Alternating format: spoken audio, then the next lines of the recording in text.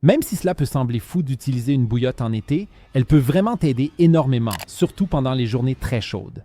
Je vais te montrer dans cette vidéo comment cela fonctionne, car quand on pense à une bouillotte, on pense d'abord bien sûr à l'hiver ou à l'automne, des journées froides sur le canapé où l'on a besoin de la bouillotte. Mais en été, tu devrais procéder un peu différemment, car au lieu de remplir la bouillotte avec de l'eau chaude, tu devrais maintenant y mettre de l'eau froide.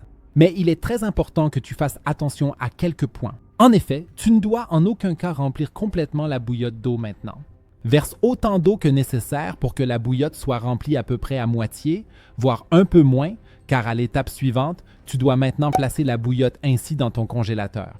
Là aussi, il est important de ne pas la laisser trop longtemps à l'intérieur. Nous ne voulons pas que l'eau dans la bouillotte gèle complètement.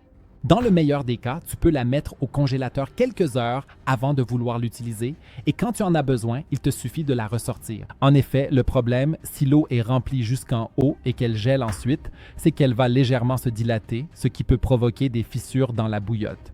Dans le pire des cas, tu ne peux même pas voir ces fissures et si tu verses ensuite de l'eau chaude dedans, de petites fissures peuvent entraîner de graves brûlures. Dans l'idéal, tu utilises une bouillotte spécialement réservée à l'été. En effet, une fois que tu l'as sortie du congélateur, tu dois faire ce qui suit. Si tu as du mal à t'endormir pendant les journées chaudes, tu peux l'emmener avec toi au lit. Soit tu la glisses simplement sous ta couette juste avant d'aller dormir, soit tu peux aussi la mettre directement sous le drap housse.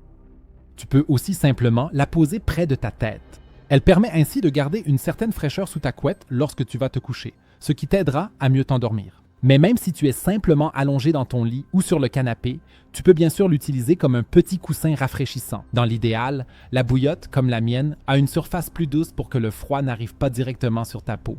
Voudrais-tu découvrir d'autres astuces géniales pour te rafraîchir en été lorsqu'il fait chaud? Alors regarde la vidéo que tu vois maintenant à l'écran, clique directement dessus